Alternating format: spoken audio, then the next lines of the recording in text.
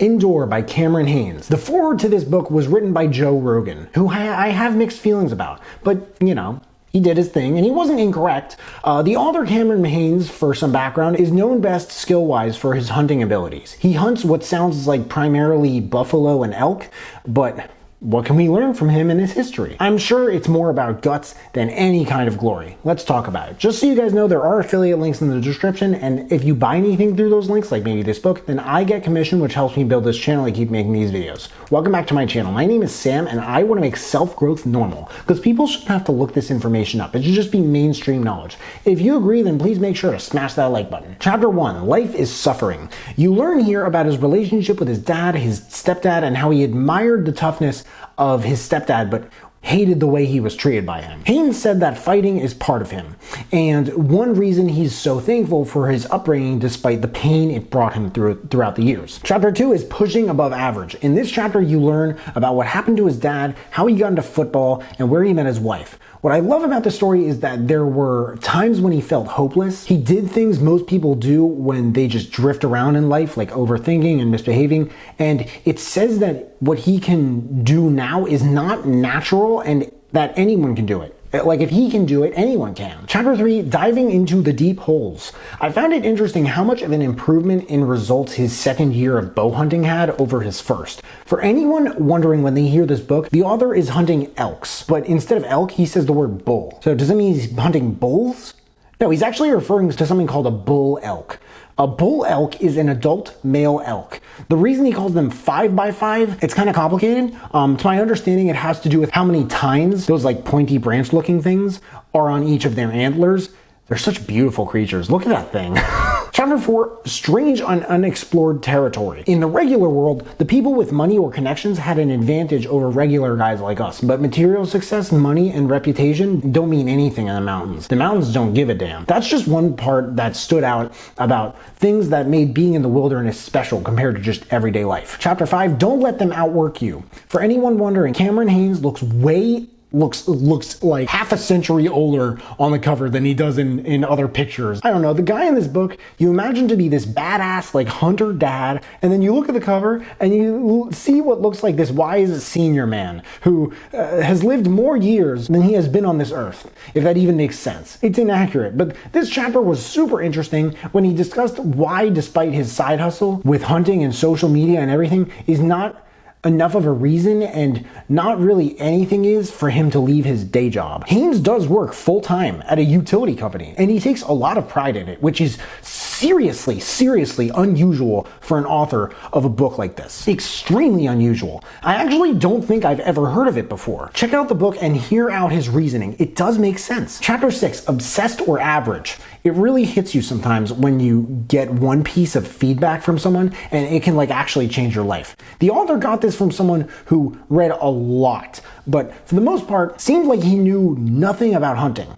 About 7 years ago, I worked in construction, but today I'm in sales. Part of the reason I decided to go into sales full time is about 3-4 years ago, I started reviewing books. A few books into my adventure, someone commented on my review of Damon John's Rise and Grind. Pretty good book, but a terrible review, and they asked, how are you applying all of this information? It hit me like a hurricane that I really wasn't applying much of it at all. So other than building a personal brand on YouTube, how can I spend an entire third of my time applying as much of the information I'm learning as possible? Sales. That's the type of occupation where the biggest slice of what I learned in these books can be applied. So that's kind of why, but it's crazy how one person can say one thing and your reaction to it changes your entire life.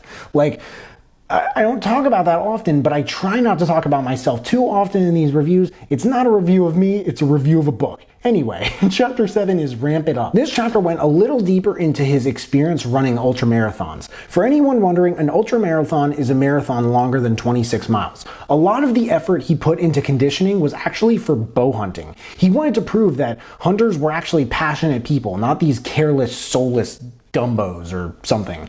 Chapter 8 is Believe to Achieve. I think the coolest and most intimate thing about this book is that maybe halfway through, I realized how it can be that someone just becomes so passionate about being in nature and improving themselves in a wilderness area. Chapter 9, Train Hard, Hunt Easy. When he talked about ultra marathon running, it reminded me of David Goggins.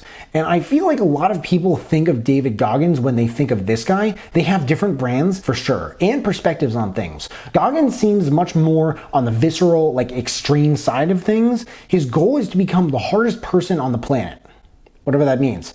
Haynes is to become the ultimate hunter. I would say predator, but I feel like that might seem kind of strange without any elaboration.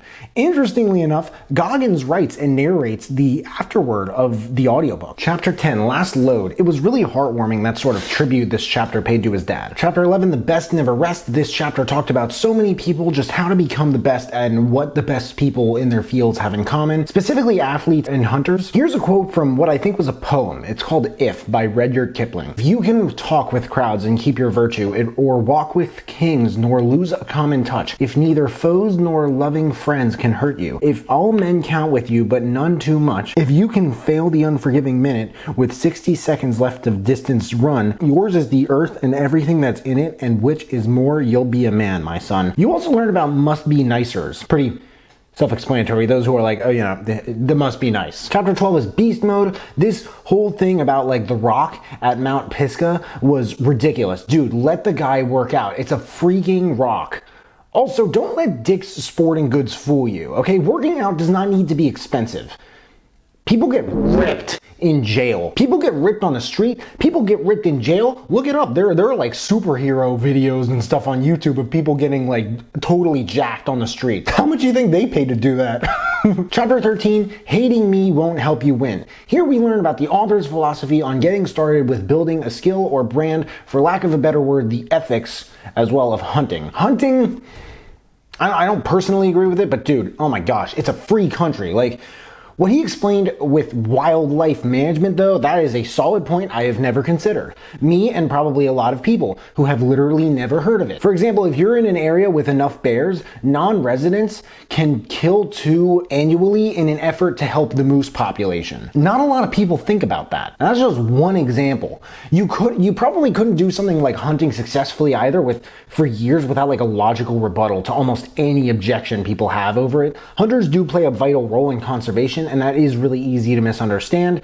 But he did say that he primarily hunts for the honor of giving and providing, which I found interesting. If you have a problem with that, you gotta check out the book. Seriously, this dude has so much to say about this. Chapter 14, The Fickle Winds of Fate. This told the story of his wild, adrenaline-pumping, and expensive experience at San Carlos, which is a place that, to my understanding, has the biggest elk out there. They're huge. Their shoulders are very muscular, and their bones are heavy. This is scary, too. Elk are not like deer, or at least I don't think they are. According to Canada Parks, elks can be aggressive and attack without warning. A massive 5-foot-tall, 1,100 pound coming at you at a speed of or up to beyond 40 miles an hour is not exactly something I at least take solace in imagining. I don't know about you guys, but I think he said it costs about $70,000 total to hunt there, which he said is more money than he made in a year for the vast majority of his life. Mind you, again, this dude has a very regular job, and he also is married and has kids. In chapter 15, Legends Never Die. Damn, like this was a heavy chapter. I have reviewed over 300 books. I get goosebumps just saying this, and no matter what it is over, it is never easy to listen to an author hold back tears. Seriously, I mean, it could be about literally anything. And chapter 16, lastly, is The Invincible Imposter. David Goggins dropped a hell of an afterword, but Haynes brought it up in his note that he basically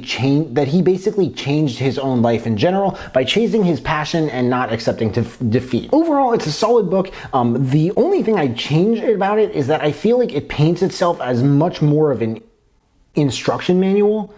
how to outlast, keep hammering, etc. In reality, it was so much more of an autobiography, and it was a great one for sure. It had some peaks, some valleys, the ups and downs, though they got higher and higher. There were some very tear-jerking moments, but in the end, he turned out okay and stronger than ever, and it's the type of biography you cannot help yourself learning from. You really can't. Looking back on your life, wondering when you could have tried harder and pushed yourself more, and I don't mean that in a bad way either. Quotes. For those of us not born with it, greatness is easy to give up on. Maybe the villain in your story is just an anti-hero in disguise. Confidence is so tough to earn and so easy to lose, it almost doesn't seem fair. A 10-minute video of a hunt or a 2,000-word article cannot do justice to a 10-day hunt. Everybody needs feedback, but it's not always easy giving honest critiquing. All you need for a workout is a mountain and a rock. Thanks for the nourishment, beast. Your flesh will fuel me, and your antlers on my wall will ensure your life is honored as long as I live. Direction 1. Someone who feels like they've gone soft would probably enjoy this book. Direction 2. If you like this book, I recommend checking out Never Finished by David Goggins and Relentless by Tim Grover. Excellent books. Endure by Cameron Hanes. There's a link in the description if you guys want to check it out and read the reviews. That and all the other books that I mentioned in this video if you want to check those out too. If there are any other books that you guys want me to check out and review, please let me know in the comments below. Also, let me know if you checked out this book and you liked it. But hey, make sure to smash that like button, subscribe if you haven't already, because I don't get why people watch this far into my videos and they don't subscribe. But if you have subscribed and you want to turn it up just a notch and turn on that notification bell to get a notification whenever I drop new videos, that would mean the world to me. Thank you guys so much for watching. I really appreciate it. You can find me everywhere, and I will see you then.